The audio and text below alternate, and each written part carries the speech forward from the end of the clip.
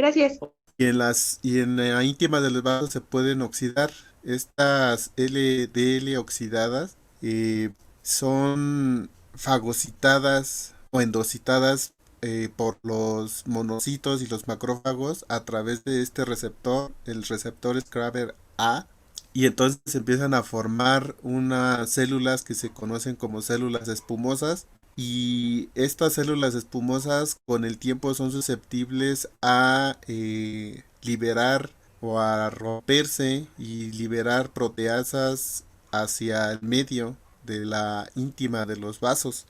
Y esto genera ruptura de las placas arteromatosas. Antes de que ocurra esta ruptura, también las LDL oxidadas pueden tener varios efectos. Aquí les muestro alguno de ellos.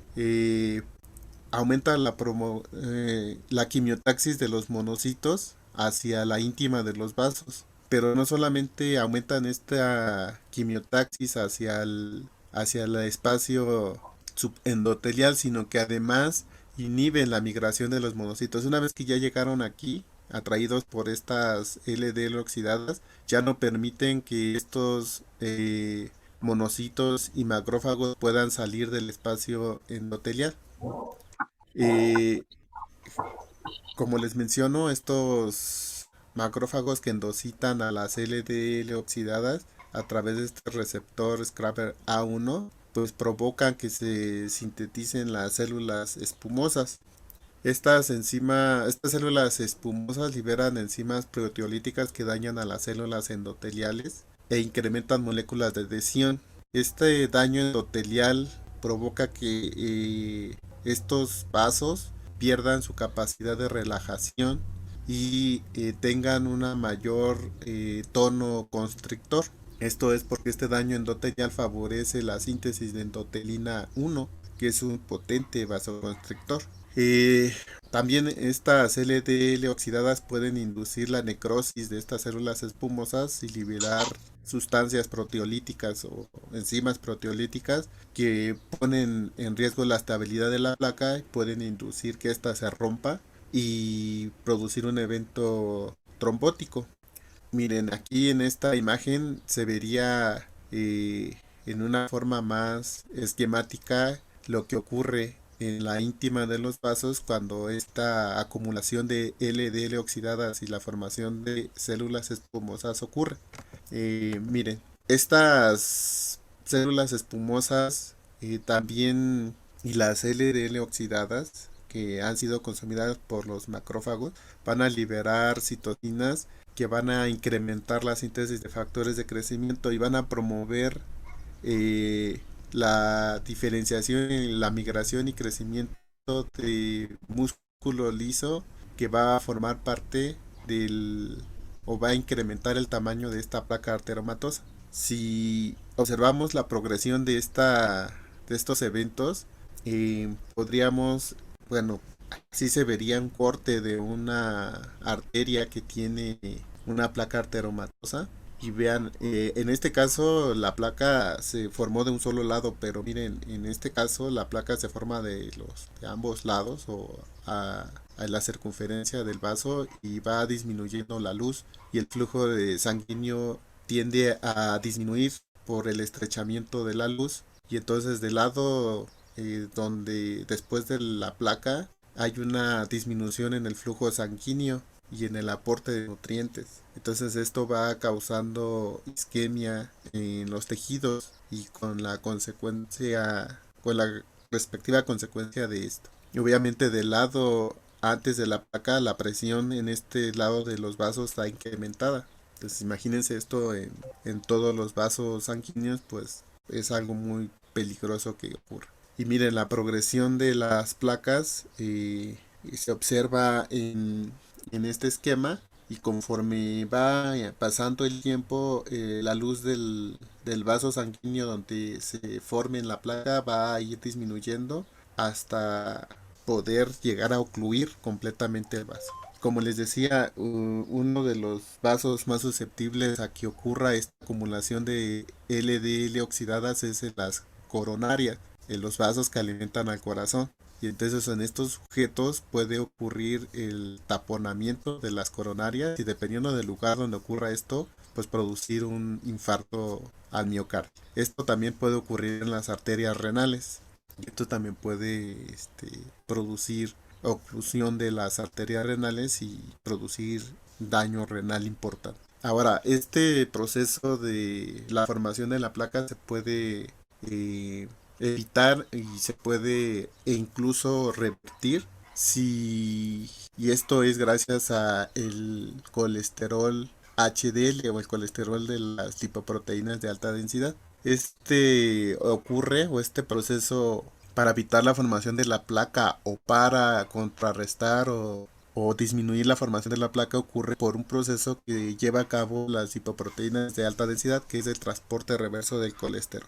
Este, esta, este transporte reverso del colesterol no es otra cosa más que estas lipoproteínas HDL llevan a cabo un proceso inverso que de las LDL. Recuerden que las LDL llevan el colesterol a los tejidos o a las regiones donde se requiere. Y las HDL harían el proceso inverso. O sea, recogerían el colesterol de aquellos sitios donde hay un exceso de colesterol.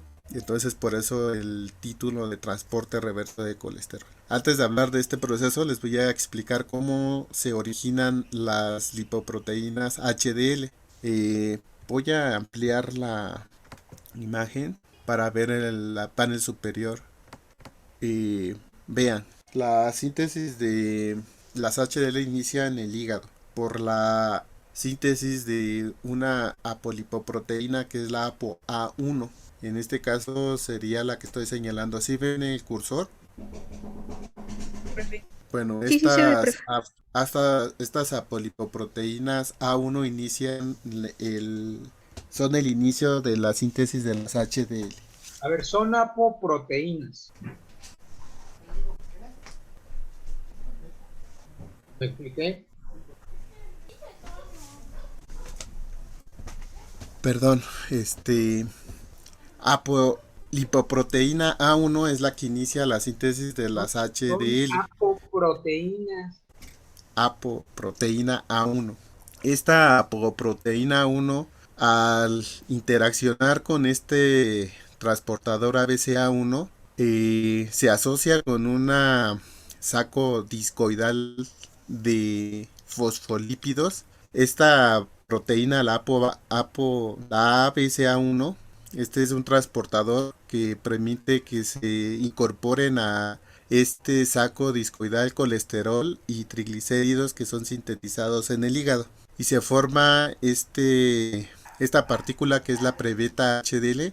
Esta partícula prebeta HDL es una HDL inmadura. Tiene una estructura aplanada y para que pueda cumplir con la función del transporte de reverso de colesterol requiere que adquiera una estructura circular. Para que ocurra esto requiere la participación de estas dos enzimas. Permítame tantito, por favor.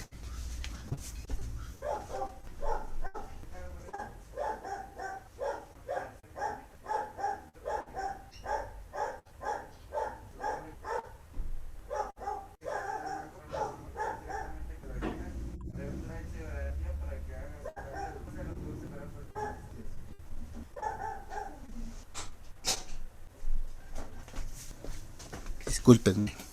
Entonces, una vez que se forma la prebeta HDL que es inmadura, para que ésta pueda tomar o formar una partícula esférica requiere la participación de estas dos enzimas, que es la lecetilcolesterol aciltransferasa y la proteína transportadora de fosfolípidos.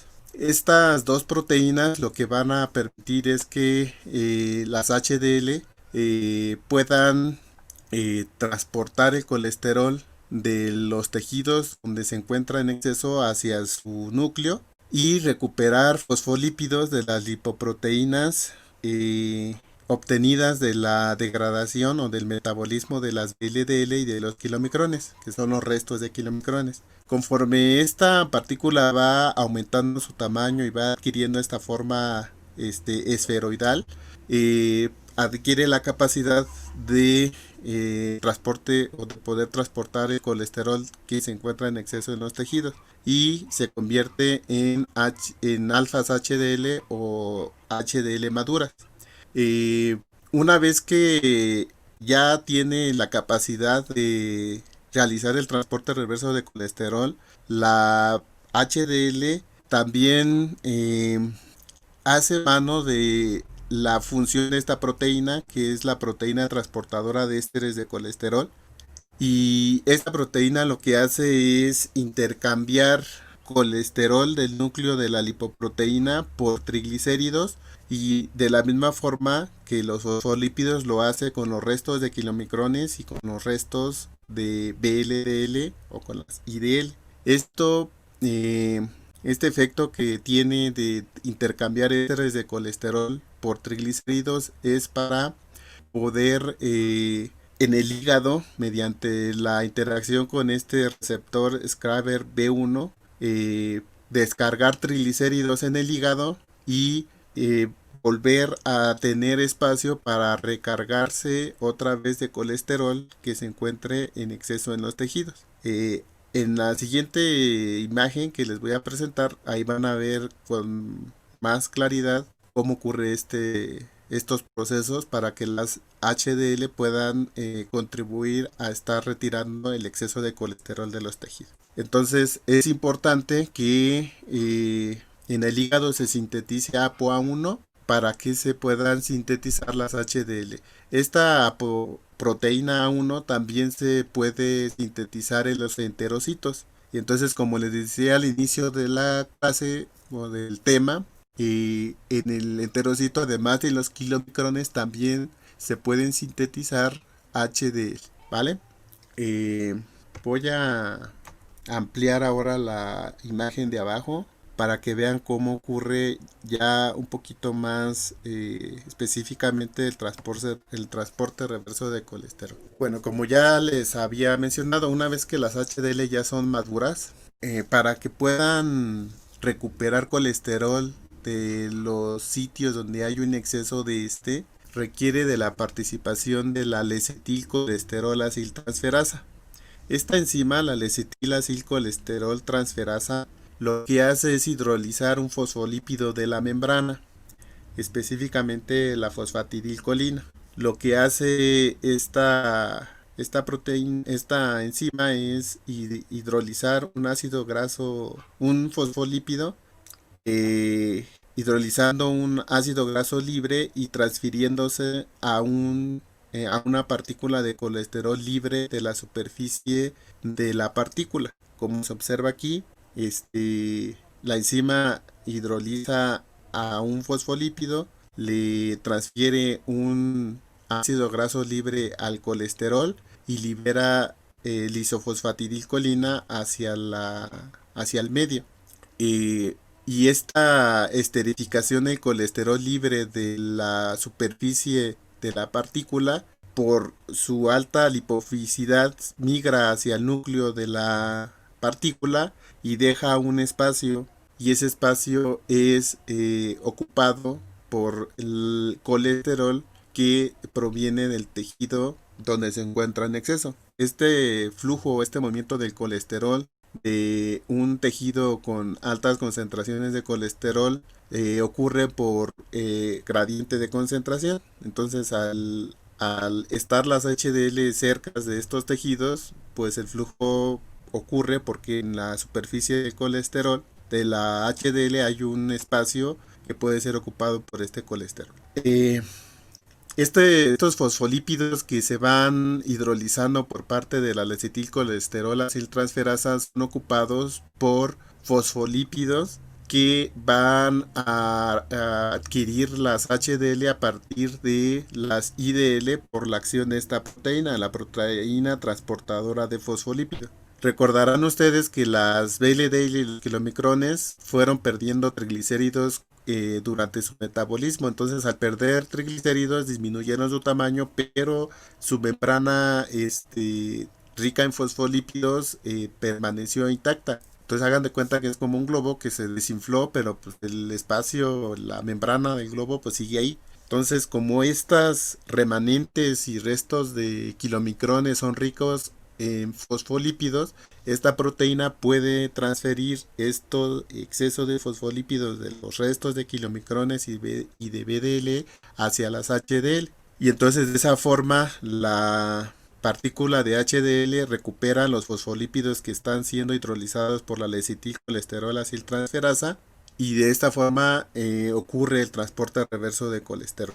Como les decía, cada que un colesterol no esterificado de la superficie de la partícula es esterificado, este migra al núcleo y se va aumentando la concentración de este colesterol en el núcleo de la partícula. Para que este movimiento de del colesterol esterificado continúe, requiere tener la lipoproteína una concentración que permita ese flujo de la superficie hacia el núcleo. Para poder mantener este gradiente, la lipoproteína remueve sus ésteres de colesterol hacia las partículas restos de kilomicrones e IDL a través de esta proteína transportadora de ésteres de colesterol. Entonces remueve el éster de colesterol que está siendo removido de la superficie hacia el núcleo y se lo transfiere a los restos de kilomicrones y se los intercambia por triglicéridos.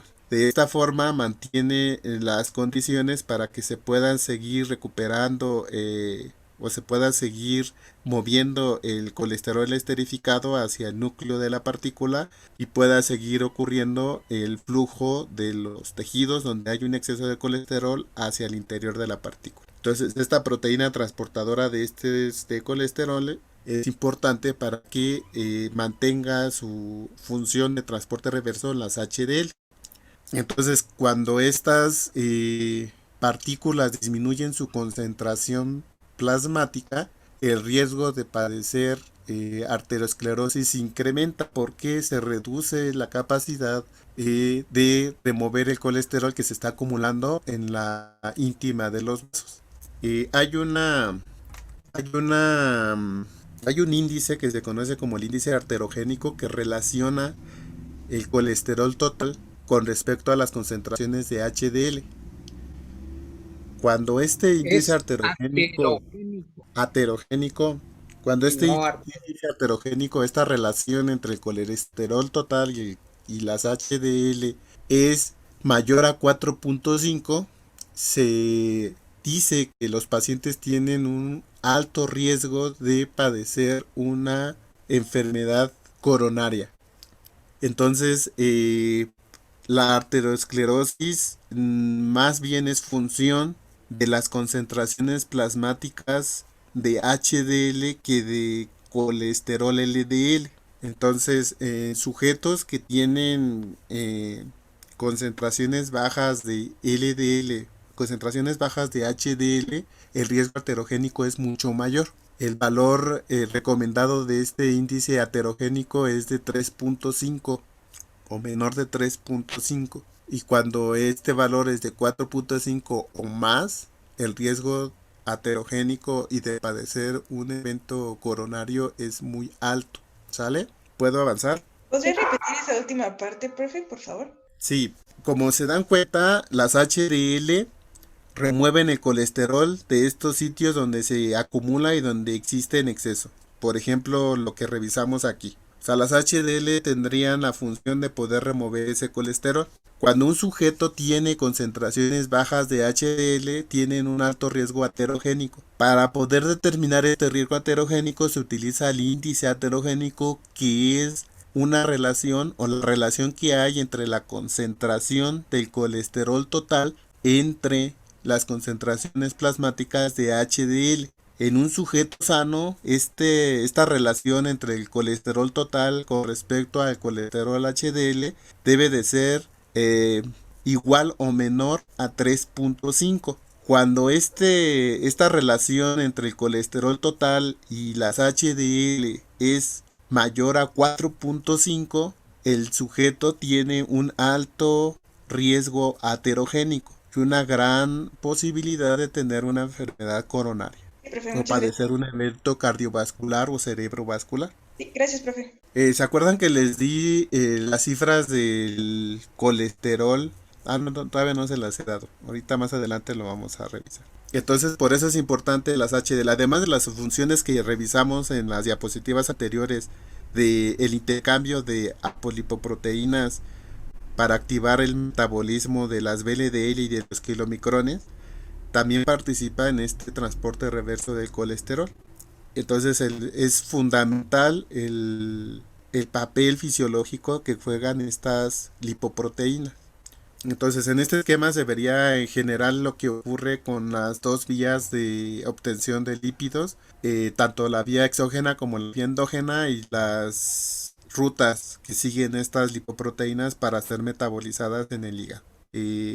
A nivel intestinal se producen o se sintetizan los kilomicrones a partir del colesterol y triglicéridos que se obtienen en la dieta. Y cuando adquieren ApoC2 por parte de HDL, ApoC2 es un activador enzimático de la lipoproteína lipasa que favorece la degradación en los triglicéridos y la obtención de ácidos grasos libres que son utilizados por los tejidos periféricos como fuente de energía o almacenadas en el tejido adiposo. Estas kilomicrones se convierten en restos de kilomicrones y por la presencia de estos restos de kilomicrones por contener ApoE a partir de HDL pueden ser reconocidos y endocitados en el hígado y hasta ahí terminaría su vida estas partículas. En el caso de las VLDL, que son las lipoproteínas que transportan los lípidos que se sintetizan en el hígado, tanto triglicéridos como colesterol, igualmente adquieren ApoC2 que estimula estimula la lipoproteína lipasa en el endotelio vascular, que facilita la degradación de ácidos grasos libres que pueden almacenarse en tejido adiposo o ser utilizados en tejidos como fuente de energía. Se convierten en IDL.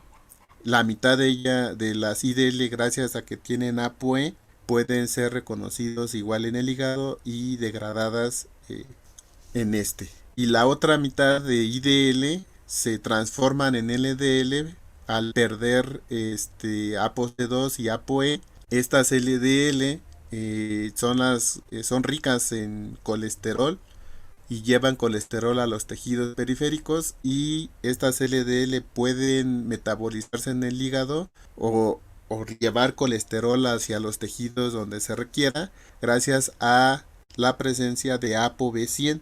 Y ApoB100 es otro ligando de receptor que es necesario para que las LDL puedan ser reconocidas en el hígado y en los tejidos para poder ser endocitadas y procesadas. Entonces, este sería el resumen de todo lo que platicamos en las sesiones anteriores.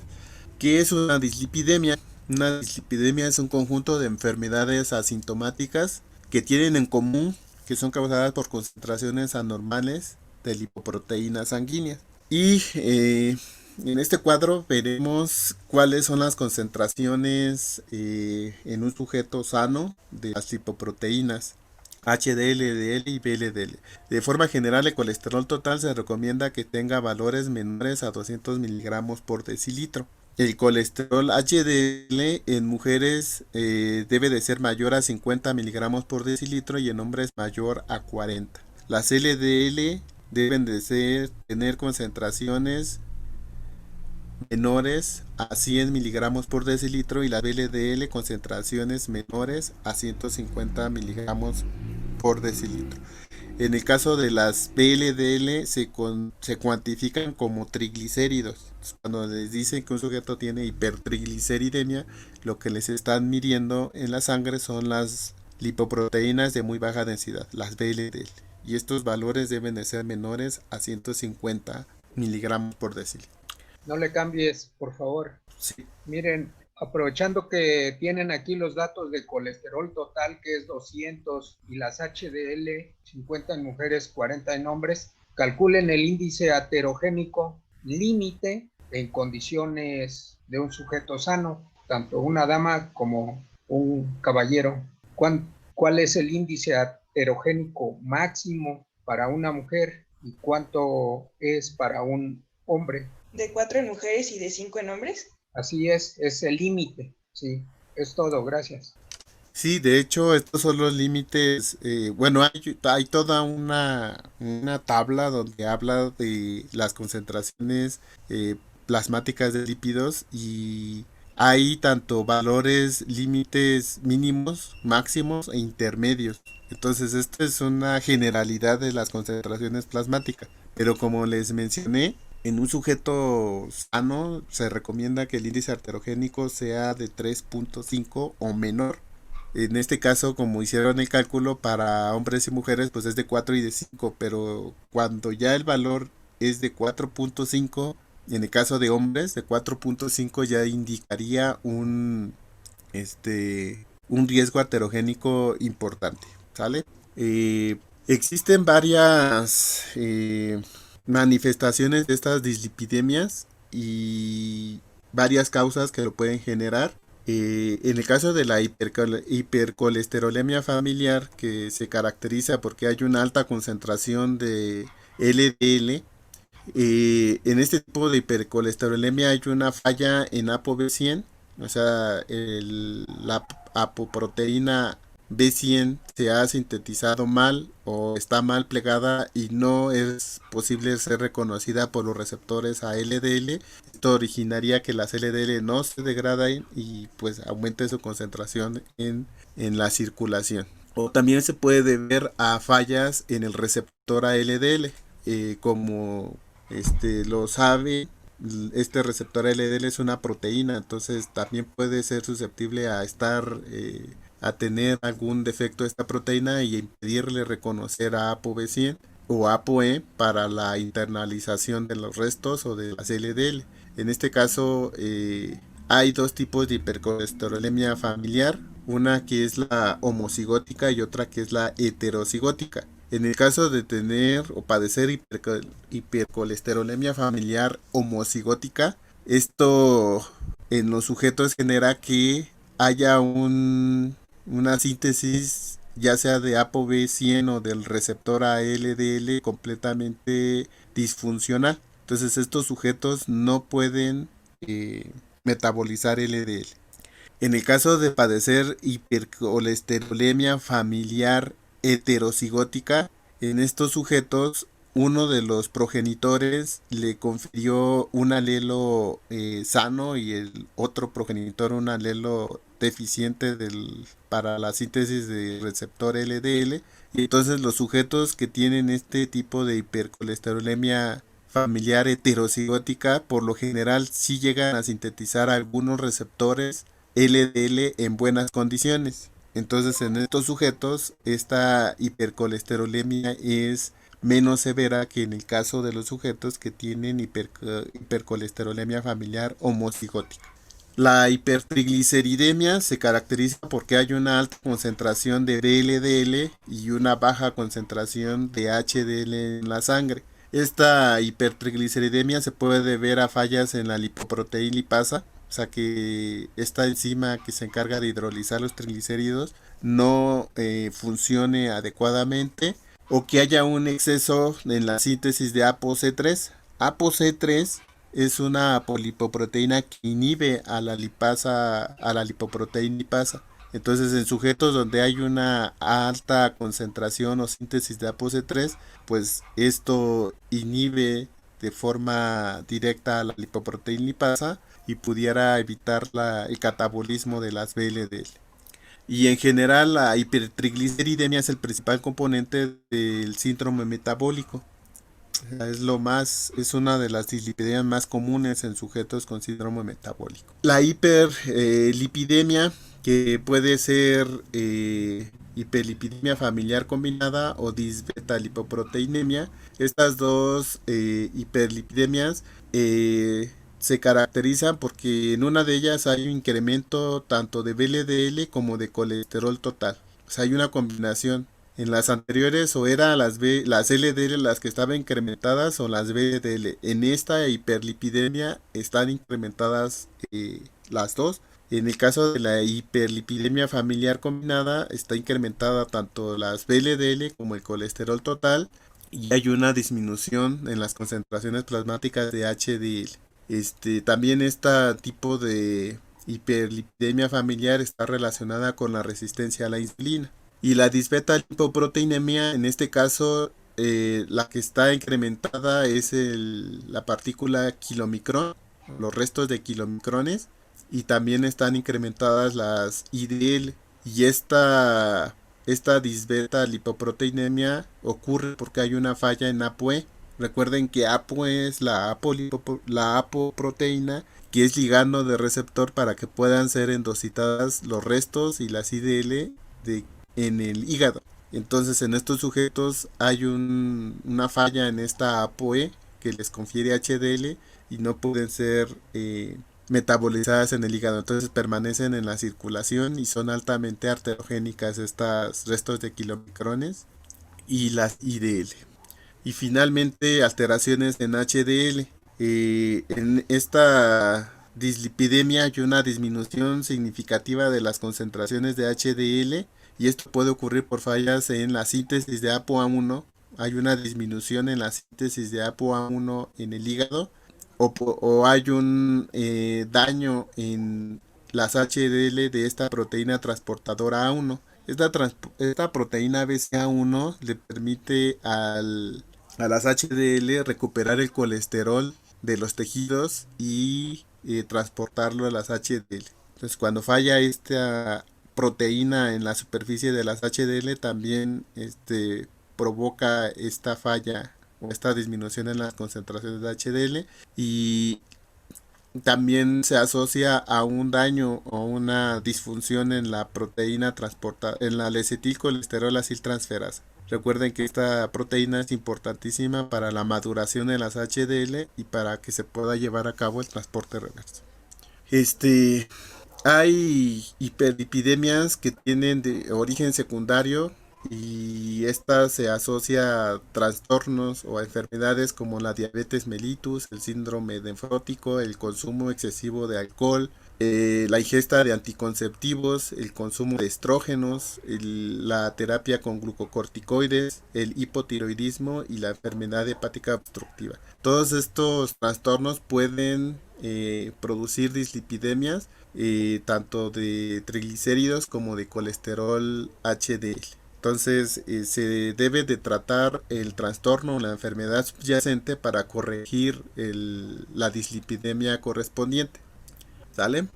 Esto no lo vamos a revisar. En México, en la población mayor a 20 años, bueno, en la población de 20 a mayores de 20 años, esta es una comparación de las concentraciones de colesterol y triglicéridos en la población.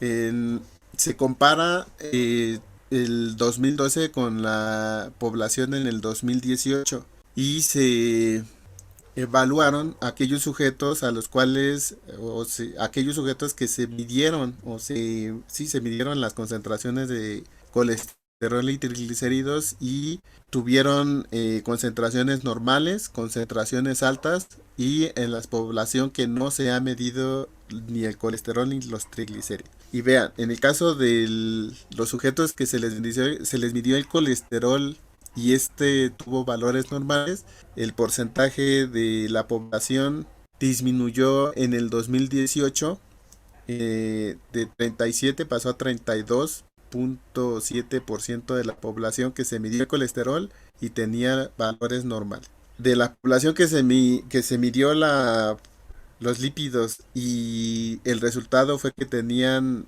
concentraciones elevadas de colesterol y triglicéridos, aumentó de forma significativa. Vean, en el 2012 el 13%, para el 2018 el incremento fue del 19%. Y de los sujetos que no se miden la presión, el colesterol o los lípidos, pues la población, prácticamente la mitad de la población no se mide o no se ha medido el colesterol ni los triglicéridos. Y miren, en el caso de las mujeres, para el 2018 hubo un incremento de 14 al 21% que tuvieron concentraciones elevadas de los lípidos, colesterol y triglicéridos, y en los hombres igual hubo un incremento en el porcentaje de sujetos que tenían, que se midieron el colesterol y los triglicéridos, y los valores se encontraron altos. Entonces en México hay un problema importante de dislipidemia. Sí sabían que ya somos el primer lugar mundial en obesidad infantil y en adultos, y esta obesidad y sobrepeso en la población pues va a impactar directamente en estas mediciones de colesterol y triglicéridos. ¿Qué es un hipolipemiante? Es una sustancia farmacológicamente activa que tiene la propiedad de disminuir las concentraciones plasmáticas de lípidos en la sangre. Esto por la disminución de la síntesis y absorción de las lipoproteínas, o el incremento de su catabolismo o excreción. Vamos a revisar todos estos fármacos hipolipemiantes: las estatinas, los secuestradores de ácidos biliares, la niacina, los fibratos, los inhibidores de la absorción del colesterol, los inhibidores de la proteína transportadora microsomal, los QMAPs y los inhibidores de la síntesis de ApoB100. Vamos a iniciar con los fármacos más utilizados en el tratamiento de las dislipidemias, que son las estatinas.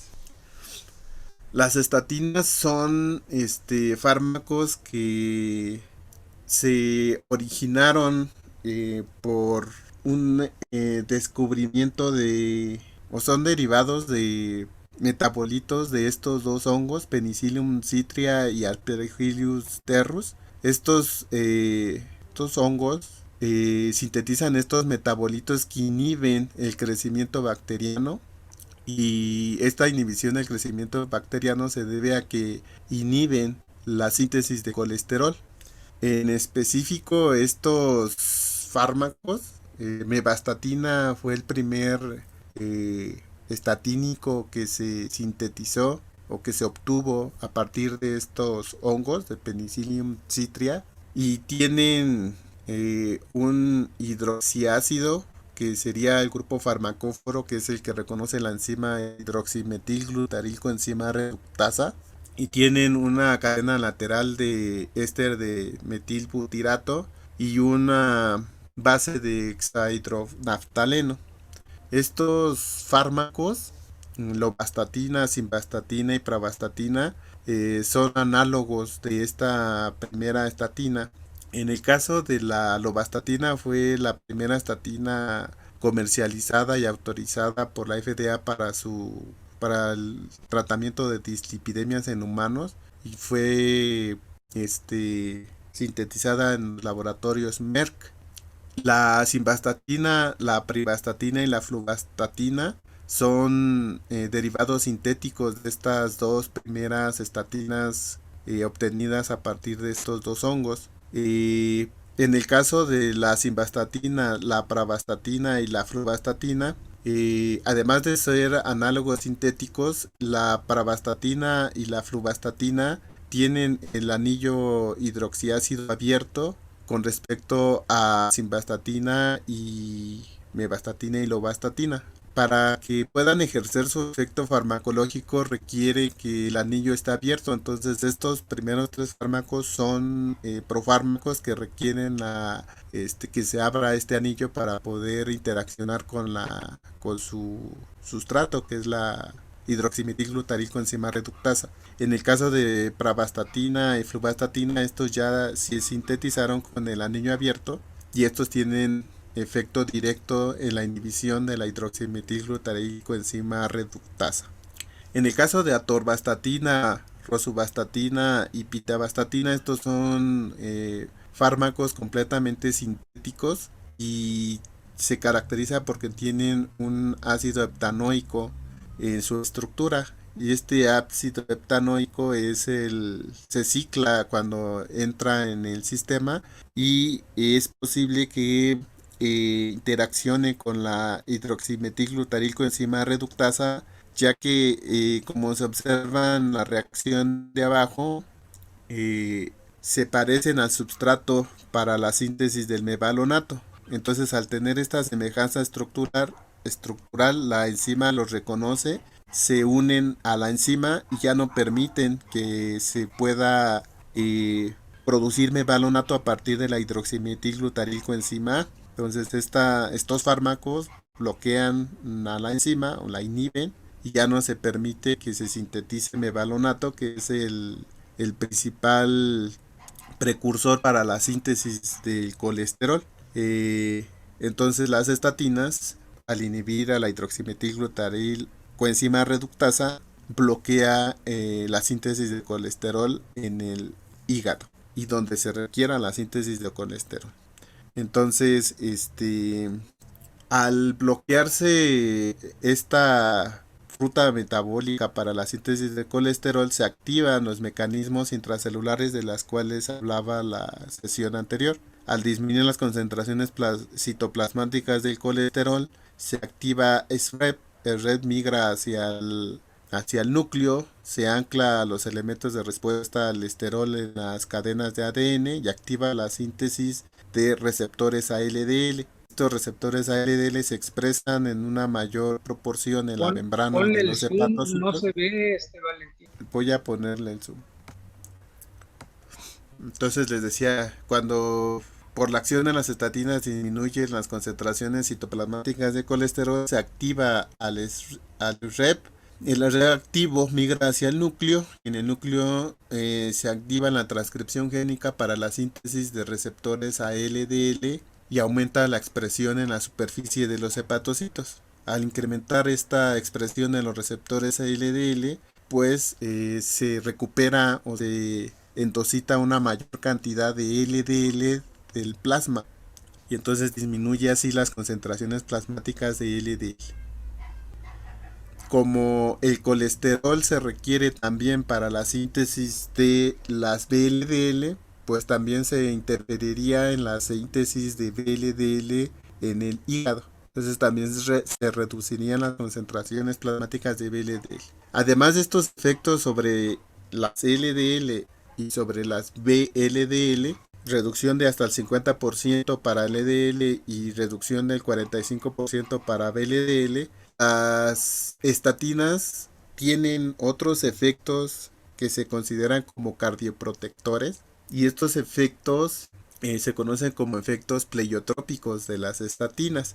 A saber de estos otros efectos, además de disminuir LDL y disminuir VLDL por estos mecanismos que les acabo de explicar, se ha visto que las estatinas mejoran la síntesis de óxido nítrico. Entonces esto favorecería la vasodilatación y reduciría el estado contráctil de los vasos donde se ha acumulado la LDL oxidada. También inhiben la infiltración de monocitos que favorecen las LDL oxidadas. En el caso de las estatinas inhiben esta infiltración de linfocitos hacia la íntima de los vasos. Al ocurrir esto también disminuiría por lo tanto la evolución de la placa o el crecimiento de la placa. También inhiben la secreción de metaloproteinasas por los macrófagos cuando estos han consumido LDL oxidadas o se encuentran en forma de células espumosas. Inhiben la proliferación celular. Recuerden que también las LDL oxidadas promueven la síntesis de factores de crecimiento que proliferan las células del músculo liso y producen o favorecen la síntesis de las placas arteriomatosas. Entonces las estatinas inhiben esta proliferación celular y disminuyen las concentraciones plasmáticas de proteína C reactiva. La proteína C reactiva es un marcador de inflamación sistémica. En sujetos que tienen obesidad o sobrepeso, las concentraciones plasmáticas de este marcador, de esta proteína, la PSR, están incrementadas. En sujetos que consumen estatinas, las concentraciones plasmáticas de PCR disminuyen con respecto a los pacientes que no consumen estatinas. Entonces se considera que las estatinas tienen un efecto antiinflamatorio por esta razón. También las estatinas inhiben la oxidación de LDL, ya que algunas de ellas se ha visto in vitro que tienen propiedades antioxidantes. Entonces, si ya no se oxidan las LDL en la íntima de los vasos, pues también reduciría la formación de las placas. Se ha visto que inhiben la agregación plaquetaria. y esto reduce los riesgos de producir trombos en los sujetos que ya tienen arteromas. Y en general todos estos efectos hacen a las estatinas como los fármacos hipolipemiantes más utilizados a nivel mundial. Aunque estos fármacos también tienen efectos adversos importantes. Uno de ellos es que producen hepatotoxicidad y entonces hay que estar vigilando la función hepática en estos sujetos. Y también pueden producir miopatía y en sujetos susceptibles, en ancianos o personas de la tercera edad, pueden producir rhabdomiólisis. La rhabdomiólisis es el rompimiento de las fibras musculares por deficiencia de colesterol. Cuando se rompen las fibras musculares, se libera o se vacía el contenido de las células hacia la circulación. Y una de las consecuencias de esta rhabdomiólisis es un incremento de las concentraciones de potasio, hipercalemia. Y entonces este incremento en las concentraciones de potasio puede llevar al paciente a sufrir un infarto al miocardio. Entonces es importante estar vigilando que no ocurra esto. Se han hecho estudios y se ha visto que específicamente con gemfibrozil es con el fármaco con el que las estatinas tienen una probabilidad mayor de producir rhabdomiólisis, ya que este gemfibrozil compite por un transportador de aniones orgánicos que es el que ayuda al metabolismo de las estatinas en el hígado. Entonces estos fibratos, en específico el gemfibrozil, compiten por este transportador aniónico orgánico en el hepatocito y tiene mayor afinidad este gemfibrozil por este transportador, y entonces cuando se combinan estos dos fármacos pues se disminuye la degradación o el metabolismo de las estatinas y entonces incrementa su concentración plasmática de estas en la sangre. Al incrementar la concentración, pues el efecto farmacológico es mayor y por eso pueden inducir, o la probabilidad de la rhabdomiólisis es mucho mayor. También se ha visto que los fibratos inhiben las glucuronidasas, que son las que también ayudan al metabolismo de las estatinas. Entonces, si se inhiben a los glucuronidasas, pues también disminuiría la biodegradación o la degradación de las estatinas, y esto causaría un aumento en la concentración plasmática de ellas. Bueno, pero que quede claro que las estatinas per se inducen rhabdomiólisis. Sí, aunque sí aumenta la probabilidad con el gemfibrozil, pero solitas sin necesidad del gemfibrozil pueden causar rhabdomiólisis si la dosis es excesiva. Y ahorita van a ver que son muy potentes algunas de ellas y pues hay que estar ajustando la dosis para no producir estos efectos. ¿Puedo cambiarle? Otro grupo de fármacos que se utilizan para el tratamiento de las no, perdón. Bueno, en esta tabla se ve la dosis que se requiere de estatinas en miligramos para disminuir las concentraciones plasmáticas de LDL. Y vean, dependiendo del objetivo de reducción de las LDL va a ser la dosis de estatínicos que se utilicen. Y aquí les señalo yo a la pitavastatina, que es la estatina más potente con la que se cuenta. Miren, con una dosis de 1 miligramo se puede reducir entre el 26 y el 30% de las concentraciones de LDL. Y con 4 miligramos hasta el 40% de LDL en la sangre. Y vean la simvastatina, que fueron de las primeras estatinas derivadas de los anabolitos, de los metabolitos de los hongos Aspergillus. Vean, se requieren dosis 10 veces mayor para poder obtener el mismo efecto que con pitavastatina. Entonces, esto habla de la potencia de pitavastatina para poder metabolizar, para poder reducir las concentraciones de LDL.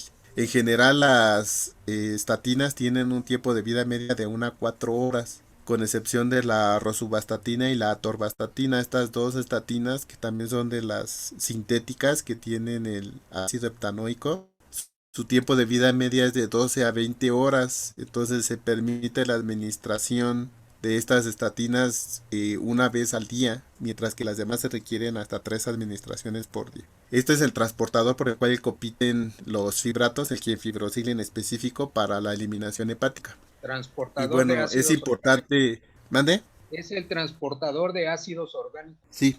Bueno, y que quede claro que estos efectos que se están presentando en la tabla solo se presentan si el sujeto lleva una dieta normal, o sea, no debe seguir Ajá. comiendo como come, porque si no, esto nada más se presentan estos efectos y lleva una dieta alimenticia sana. Bueno, y también hay que considerar que la administración de los estatínicos se recomienda que sea en la noche antes de dormir porque la síntesis de colesterol es más intensa a partir de las 12 de la noche. Entonces, todos los estatínicos que están aquí se recomienda que se consuman en la noche, a excepción de rosuvastatina y de atorvastatina, ya que estos tienen un efecto farmacológico de larga duración, mientras que las otras estatinas su efecto es de 1 a 4 horas. Entonces, es recomendado que se consuman estas estatinas a la medianoche. Vean, en este esquema se ve el efecto de varias estatinas, el uso de varias estatinas en las concentraciones de LDL con respecto a un fármaco que no es un estatínico. En este caso creo que es la niacina.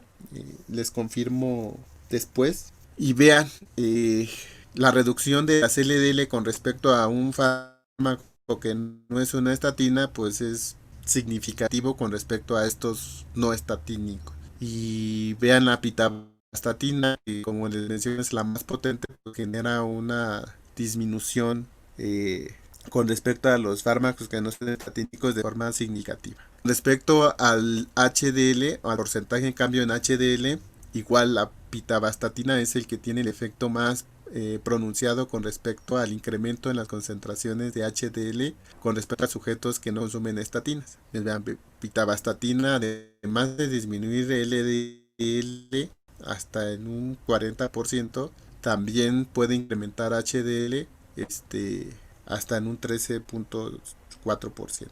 Y bueno, en esta tabla se ve el efecto de varias dosis de diferentes estatinas con respecto al porcentaje de cambio de HDL.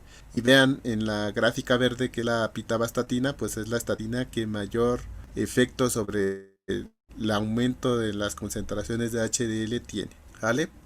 Nada más era para que vieran el efecto de la pitavastatina sobre concentraciones de LDL y HDL.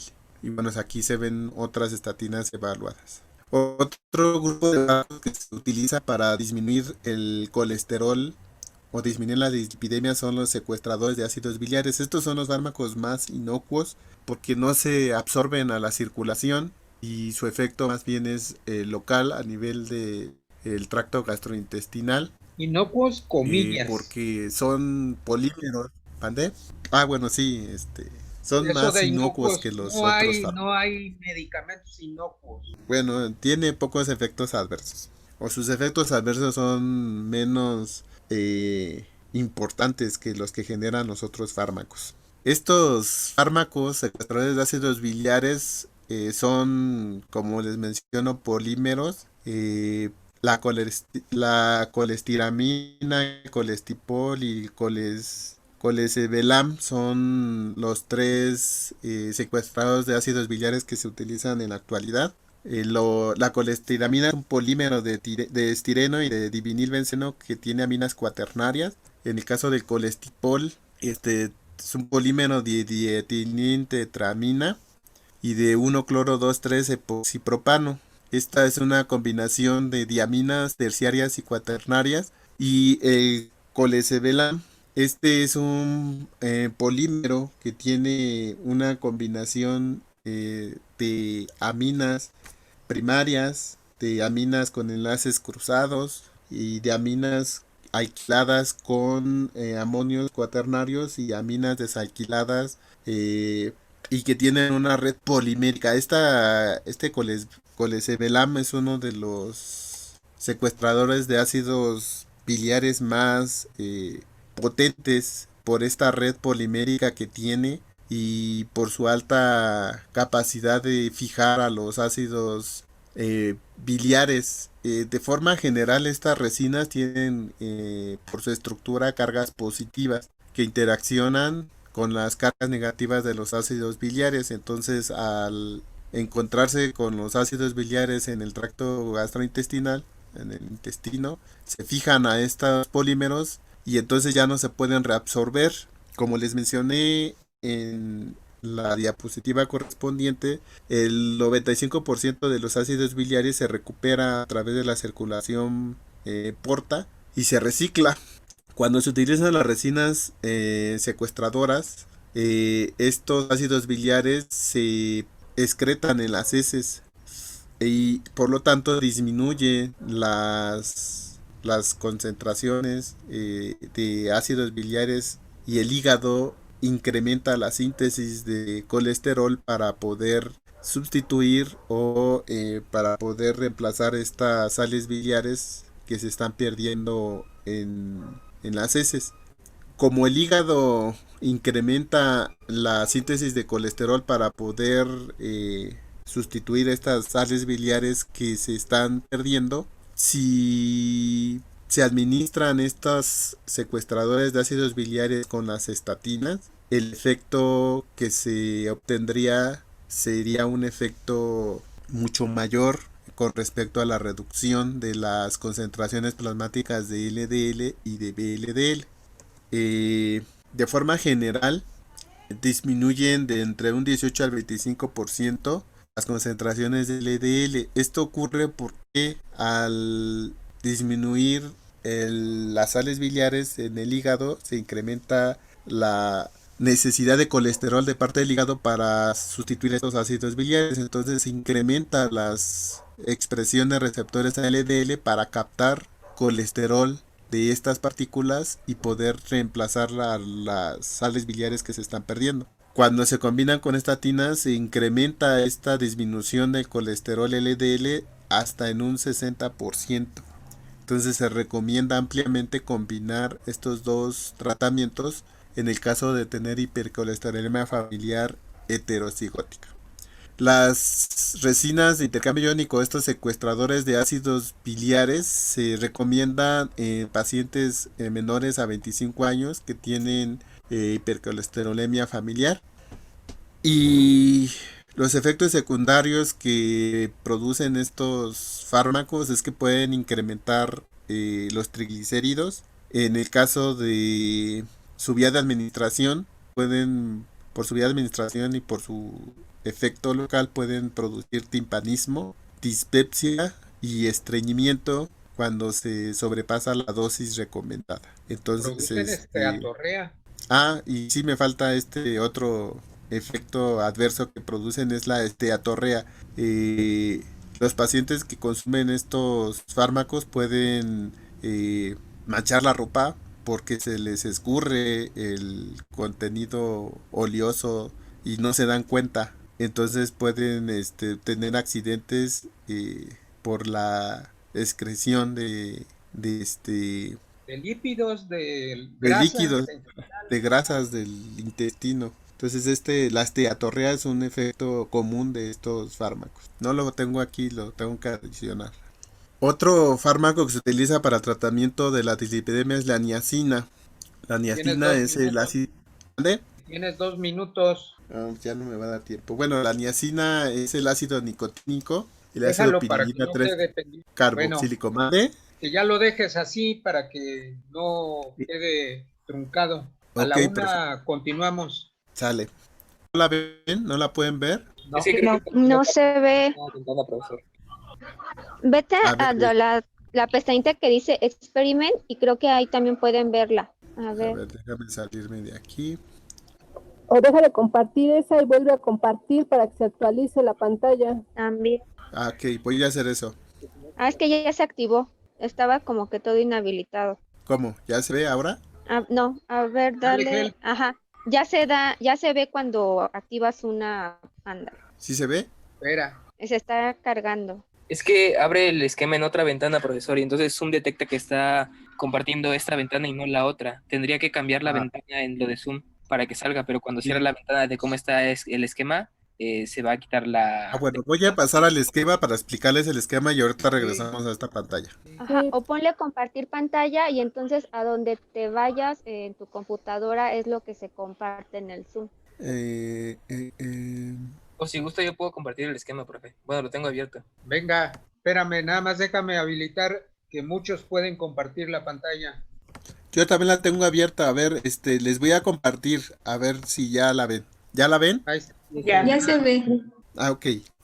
Cuando presionan el menú de Help, aparece la preparación sobre la cual vamos a trabajar. Y aquí se ve cómo está canulada la rata según este estimulador. En el esquema se muestra que la rata la canularon en la vena femoral, en la arteria femoral y canularon la rata pusieron una cánula en el ventrículo izquierdo. A ver, eso no lo vamos a usar, nada más explica lo de la administración de las drogas y el registro de la presión arterial, lo demás no lo toque. Ok, miren, en el esquema la administración de los fármacos va a ser a través de la vena femoral, que es el último, donde está la jeringa, donde dice drugs, ahí por esta vía se va a administrar los fármacos y va a ser por la arteria femoral. Y hay una cánula de registro de la presión. Es por la vena, no es la arteria. Sí, por la vena femoral. ¿Dije arteria? Bueno, por la vena femoral se van a administrar los fármacos y se va a registrar. Bueno, aquí aparece todos los registros que puede medir el equipo o el simulador. Nosotros nada más vamos a ocupar dos de estas mediciones. Dos variables. Uno que va a ser la presión sanguínea arterial, que es el primer trazo, ABP, presión sanguínea arterial. Arterial blood pressure. Ajá, y bueno, esta presión se va a medir gracias a que está canulada una de las, bueno, en este caso es la carótida. No, ahí no está la carótida, eso sería la arteria abdominal, la aorta abdominal o la aorta descendente, pero no la... Parece la aorta, sí, parece una aorta abdominal. Sí, no, las carótidas están arriba. Sí, estarían por acá, ¿no? Bueno, se canuló una arteria y esta nos va a dar el registro de la presión sanguínea arterial. Y también se va a hacer el registro de la frecuencia cardíaca, que sería el último elemento del recuadro donde dice cámara de registro. HR sería la frecuencia cardíaca, que van a ser los dos registros que vamos a obtener en esta práctica. Entonces, la presión sanguínea arterial y la frecuencia cardíaca son los dos parámetros que vamos a revisar. En el laboratorio, por lo general, utilizamos una rata en vivo y se canula la carótida, se canula la arteria, la vena femoral y se conecta el transductor de presión en la carótida para hacer el registro. Y bueno, también ahí en el biopack se puede medir la frecuencia cardíaca. Pero bueno, en el caso de este simulador, estos serían las dos variables que vamos a medir, presión sanguínea arterial y la frecuencia cardíaca. Voy a dejar de compartir esta y vamos a regresar al programa.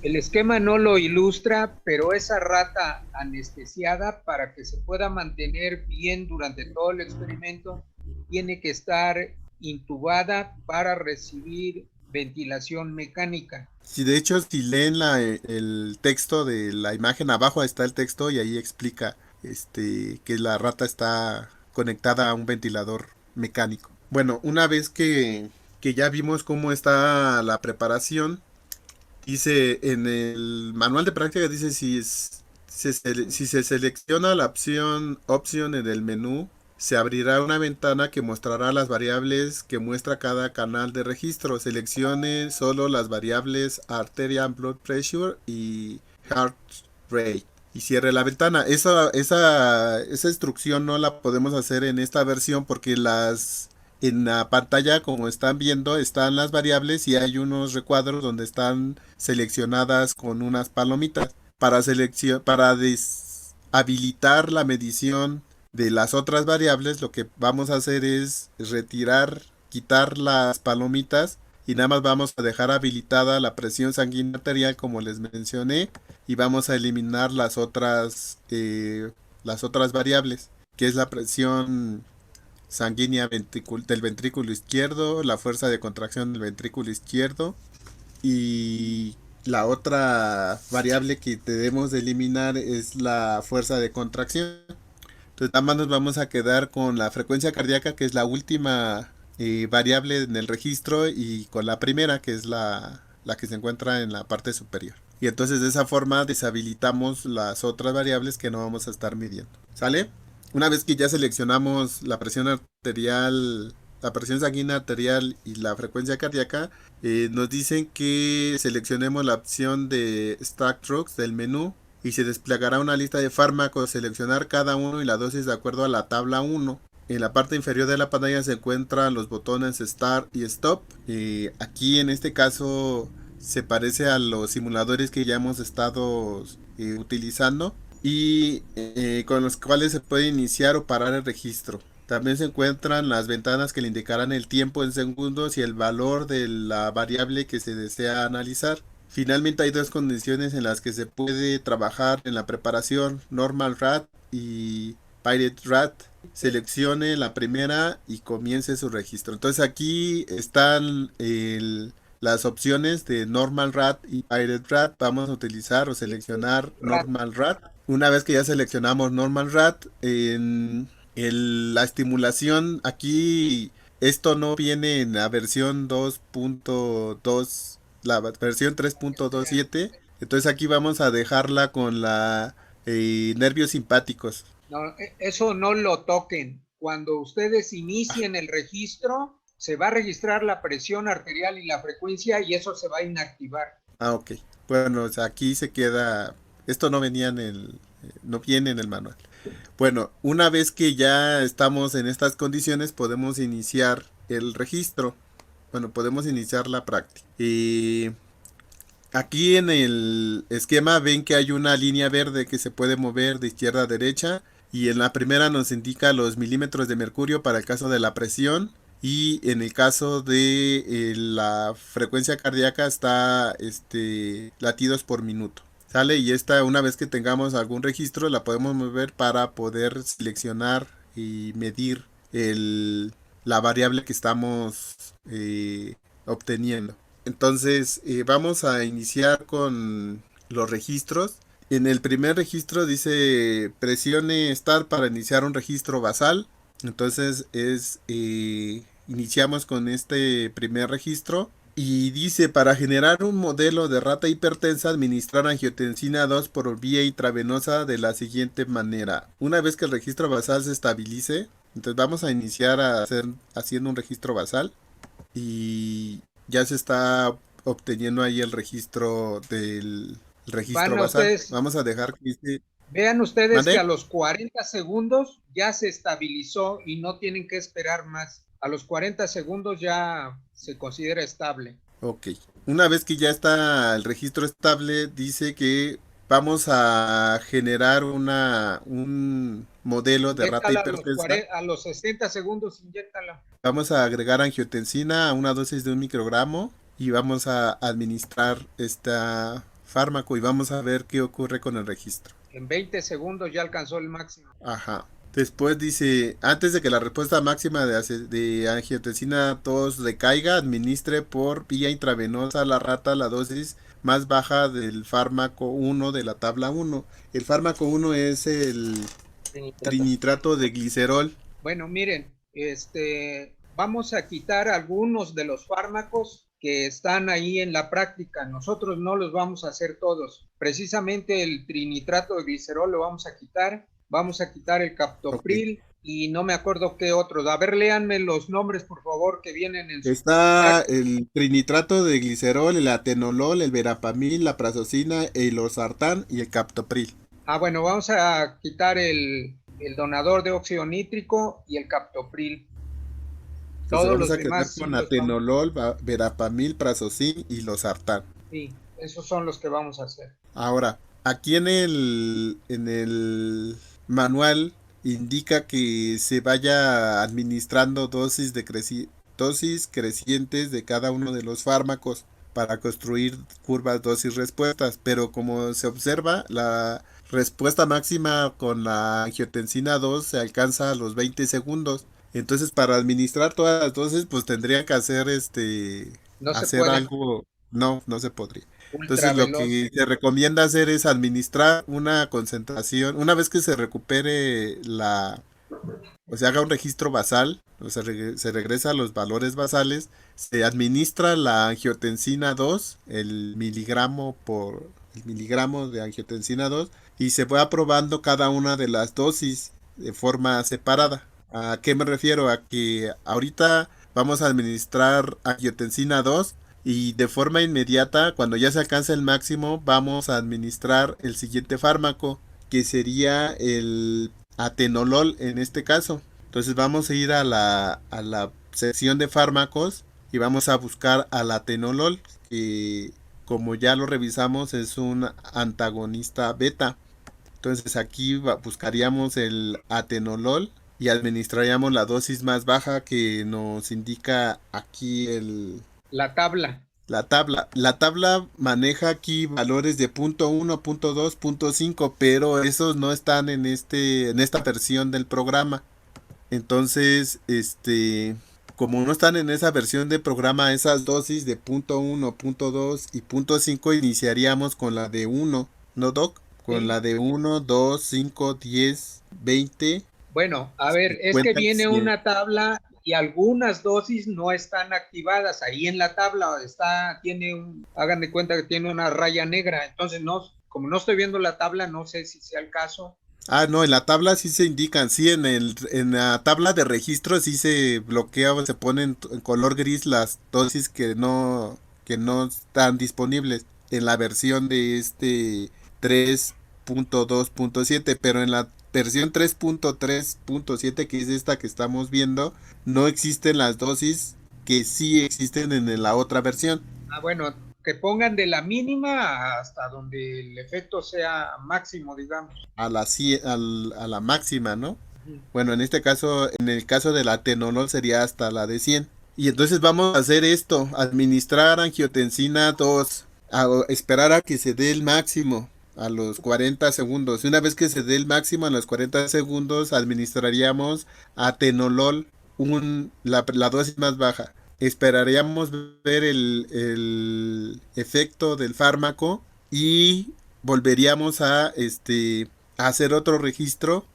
y volveríamos a administrar angiotensina 2 otra vez y ahora administraríamos la siguiente dosis de atenolol y así Ponle stop, sucesivamente. por favor, Valentina, tu registro. Listo. Ah. Bueno, a ver, para la medición, espera. Sí, Déjalo así. A ver, ponle, en lugar de 200, ponle 20 segundos. Dale un clic fuera.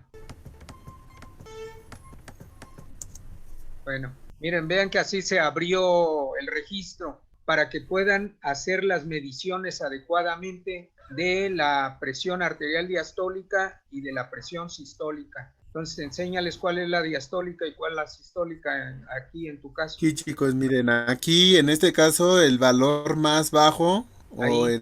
en este caso sería el valle, en la onda de arriba sería la presión diastólica y la cresta o el valor más alto sería la presión sistólica. Para esta onda que estoy midiendo, la presión sistólica es de 162.68 milímetros de mercurio y para la presión diastólica sería de 116. ¿Sí lo ven? 116 para la diastólica y 162.68 para la sistólica. Entonces en el manual les recomienda que midan 10 ondas. Es No sé si así lo vayan a hacer, profe, o con una es No, suficiente. 5 es demasiado. Ok, con 5. Entonces, 6, esta sería una onda. Acá sería la otra onda. La presión diastólica sería el valor más bajo, 118, y el valor más alto en este caso sería 161.8. Entonces la presión diastólica es el valor más bajo, el valle o la parte más baja del trazo, y la cresta o el punto más alto sería la presión sistólica. Y en el caso de la frecuencia cardíaca, pues aquí el valor me los da en cualquier punto. latidos por minuto. Entonces aquí en donde lo pongan, a menos que abramos más la tiene escala. sentido. Entonces aquí pues tomarían el valor que les indique el cursor. Miren, vamos a ponernos de acuerdo. En el punto donde midan la presión diastólica, ahí mismo registran la frecuencia cardíaca, para todos los casos. Ok, entonces aquí sería la presión diastólica de 116,95 milímetros de mercurio y 237,62 latidos por minuto. Para ubicar el punto en donde les interesa la medición, pueden hacer lo opuesto. Ponle en lugar de 20, ponle 600 segundos, por favor, Valentín. Sí. Dale un enter ahí o algo así. Entonces, ahora sí, córrele. Miren, ahí de esa manera van a ubicar el lugar. De acuerdo con esta escala, por ejemplo, el efecto máximo de la angiotensina, pues lo podrían medir en 140 y aquí después miren, ampliando la escala, ya pueden medir precisamente. Se ubicarían en 140, por ejemplo, en 130. ¿Me explico? Bueno, ahora, fíjense bien, como para cada dosis del fármaco tiene que haber administración previa de la angiotensina, hay dos modos de proceder. O le ponen tendrían que ir haciendo los archivos para cada experimento. Si le ponen nuevo experimento, rápidamente inyectan la angiotensina y ponen la siguiente dosis del fármaco, y así lo pueden ir haciendo. O bien, de la otra manera, tienen que dejar transcurrir desde que administraron la angiotensina al menos 200 milisegundos para que consideren que la presión arterial ya regresó a su nivel basal, ¿sí? Fíjense aquí, consideren, si observan el segundo 100, ahí está establecido ya el efecto de la angiotensina, y si le ponen 200 segundos más, o sea, llegarían a 300, y en 300 ya podrían considerar que la presión ha regresado a su nivel original, y ahí en ese punto administrarían nuevamente la siguiente dosis la misma dosis de angiotensina, y pondrían a continuación la siguiente dosis de atenolol en este caso. ¿Se entiende? Sí. Bueno, pues a trabajar todo el mundo, a menos que tengan alguna pregunta, o si no, vamos a estar aquí al pendiente. Cualquier duda que tengan sobre la marcha la vamos aclarando. Adelante. ¿O los profesores algo más que agregar? No, no sé si les indiquemos qué van a hacer con los resultados o ya hasta el final. Cuando los generen, ¿no? Bueno, adelante. Bueno, entonces que empiecen a trabajar. ¿Todos los equipos van a ser todos los fármacos o igual nos vamos a dividir? No, Okay. todos los equipos, todos los fármacos. Gracias.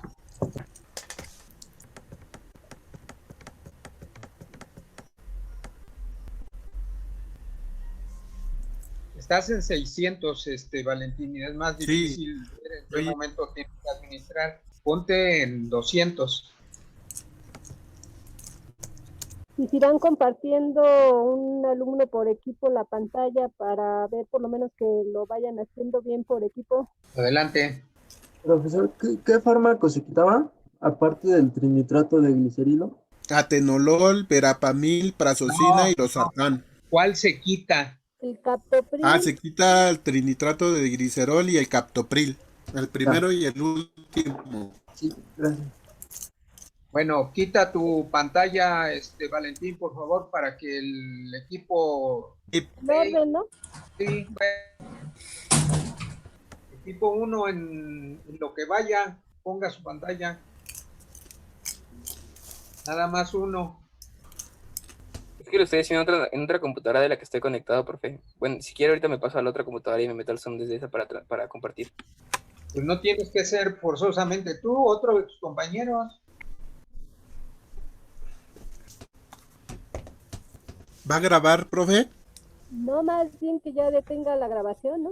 Pues estaba grabando. A ver, Ese es el equipo 1. La voz de los estudiantes, ¿grabamos o no grabamos? Profe.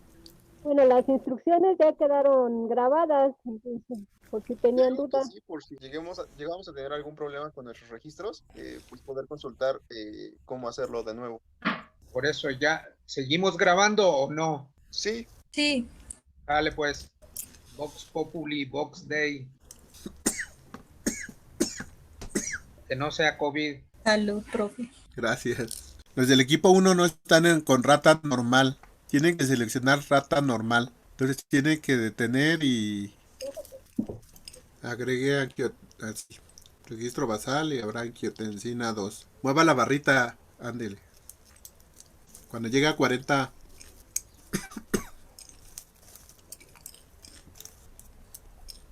Ya agregue el atenolol.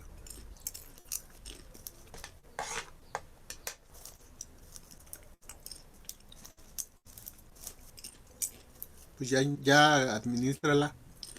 Profe, una duda. ¿Qué pasó, doctora? No soy Verónica, no soy la doctora. Perdón. Entre cada concentración del fármaco, ¿cuántos tiempos se debe de dejar Hasta que llegue al valores basales otra vez. al basal o no? Ok, gracias, profe. En el caso de que estén haciendo el experimento seguido. Si no, si están repitiendo el experimento para cada dosis de fármaco, con que lo dejen correr un El problema que vamos a tener es en dónde vamos a leer el efecto del bloqueador. Pues en el primer minuto después de administrarlo, ¿no, Doc? ¿Minuto? A ver, Norma, tú hiciste la práctica o participaste, ¿no? Yo había puesto menos tiempo de registro para medir en el efecto máximo porque así se recupera la práctica, pero no sé, ya la modificaron y no supe cómo quedó, la verdad.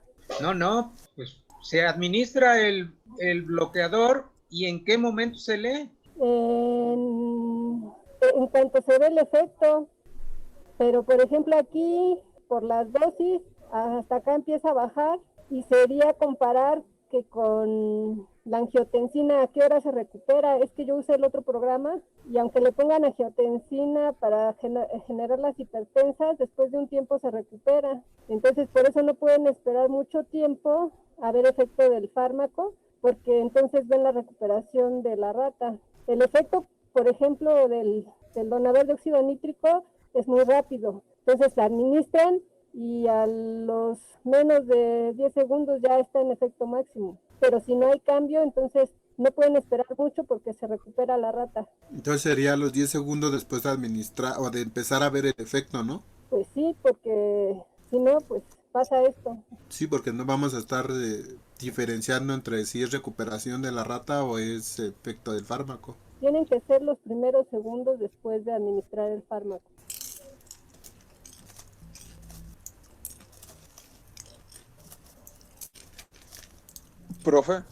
Profesor. ¿Sí? ¿Qué pasó?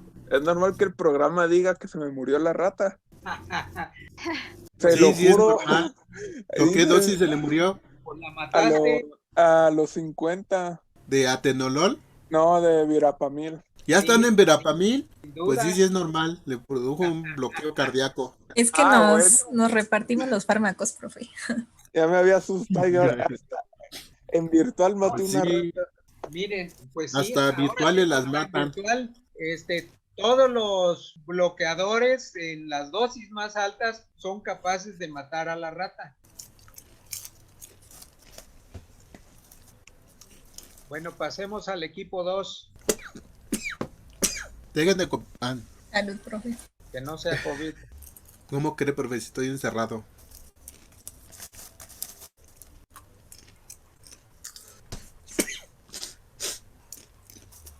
¿Quién está compartiendo del equipo 2? Ya va. Carolina Estrada. ¿Esto es con Verapamil o qué lleva? ¿Qué fármaco están haciendo? Es Prazosin, profe. Ah, sí, ya vi, Prazosin. ¿Qué dosis van? La 100. ¿Ya van en 100?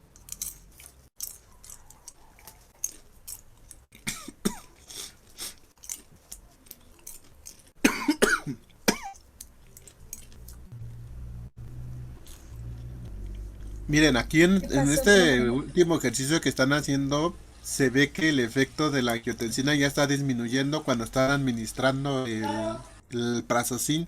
Entonces la escala está muy grande, bueno, muy corta, y no alcanzan a ver cuando ya el efecto máximo de la angiotensina no se alcanzó. Entonces lo pongo en 200. A ver, los experimentos los tienen que hacer en 200 segundos para que puedan ver el momento en que deben de administrar. De cuando administran la angiotensina, tienen que administrar el fármaco 40 segundos después de que administraron la angiotensina. Pero entonces procuren 40 ubicar segundos, la que administración midan los que 40 coincide segundos con con una de las rayas. cronómetro. Sí los estoy midiendo, profe.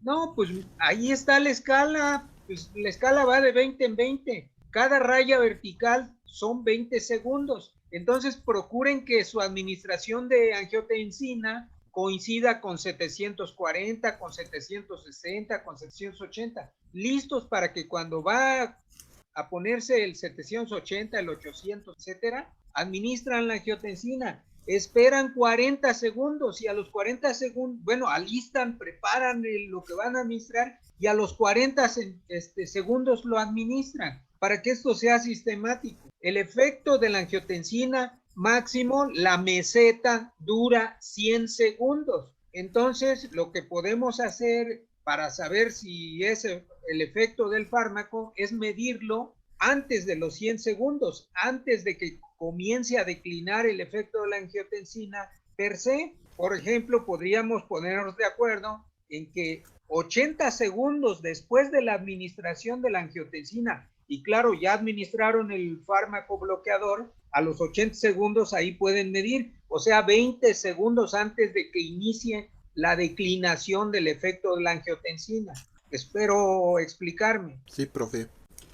Primero tiene que administrar la angiotensina, ándele. Administrala y deje que corran 2 cuadros para que se alcance el efecto máximo. En 980, ¿no? En este caso. Ajá. Vaya preparando la primera dosis de... ¿Qué están haciendo ustedes? Prazosin. Es que ya iba en la de... Sí, pero las estabas administrando ya cuando se estaba viendo el efecto de la declinación de la angiotensina 2. Ahorita por eso te dije que se tiene que administrar antes. Mira, ahí ya la Sí, no, sí, angiotensina ya se me pasó ahorita, pero estaba pensando que a lo mejor es mejor que lo repita. Ya os digo. Póngale nuevo experimento y repítalo todo. Ahí new experiment. Póngale angiotensina un microgramo, ándale. Microgramo. Ahí es .1, póngale 1. Ahí es .1. Ándele. A ver, pero espera a que llegue a la rayita y ahí lo administras. En 40. Llega a 40. Ahí. A los 60 ya lo puedes administrar. En los 60. Ahí. Y entonces, a partir de aquí, tienes que dejar transcurrir 100, de los 60 hasta 100 milisegundos después, o sea, tienes que llegar a 160 para que puedas administrar la siguiente dosis. Ok, profe. Si es que ya regresó al basal. Y si no regresó aún, ¿qué pasa? Hay que esperar a que regrese. Bueno. Es que el efecto de la angiotensina dura 200 segundos. Ajá. O sea, 40 hasta 240 sería la basal. Cuando llega a 240. Ahí. Y otra vez me espero 100, ¿no? 200. Ah, ok. 200. Para llegar al basal. Pero sí, el efecto de la angiotensina en la meseta dura 100 segundos. Ah, ya. Después de 100 segundos, espontáneamente va a declinar si solamente le hubieras administrado angiotensina. Mira. Dura menos, ¿no, profe? A ver, aquí mire, tengo... ahí a los 60 ya empezó a bajar. O sea, de alcanzar la meseta dura máximo 3 cuadritos. No dura desde que la inyectas a la meseta. 20 segundos. Dura hasta 100 segundos. Yo tengo aquí mis notas.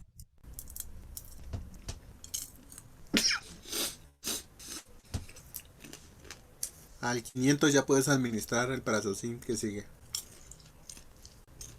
¿Me tengo que esperar hasta 700, profe? Sí, para que llegue al basal. Ok. El equipo que sigue.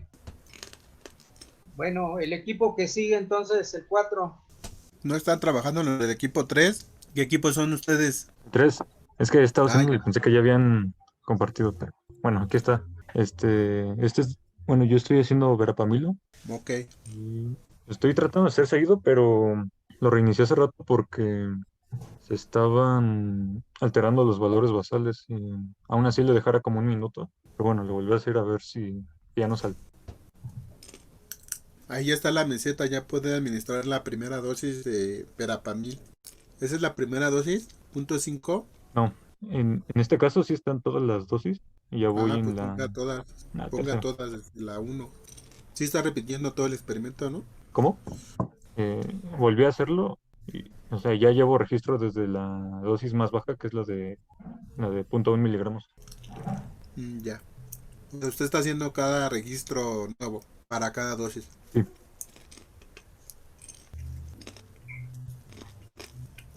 Bueno, el equipo que sigue, el 4. Igual estoy con Verapamila, pero me pasa lo mismo que mi compañero. El basal se mueve. Entonces tienen que regresar y hacer cada nuevo experimento por cada dosis que utilicen de Verapamilo para que tengan el mismo basal. Sí, creo que lo voy a repetir.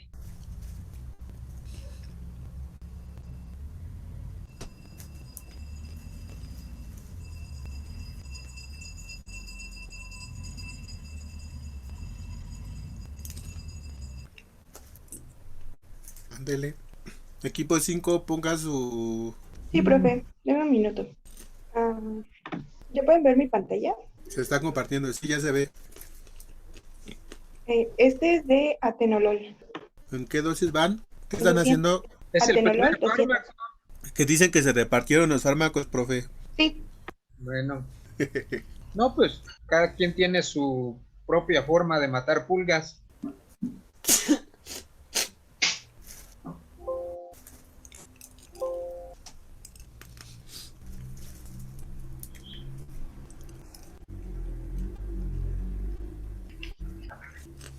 Equipo 6, comparta su pantalla. ¿Ya se puede ver? Sí, ya se ve.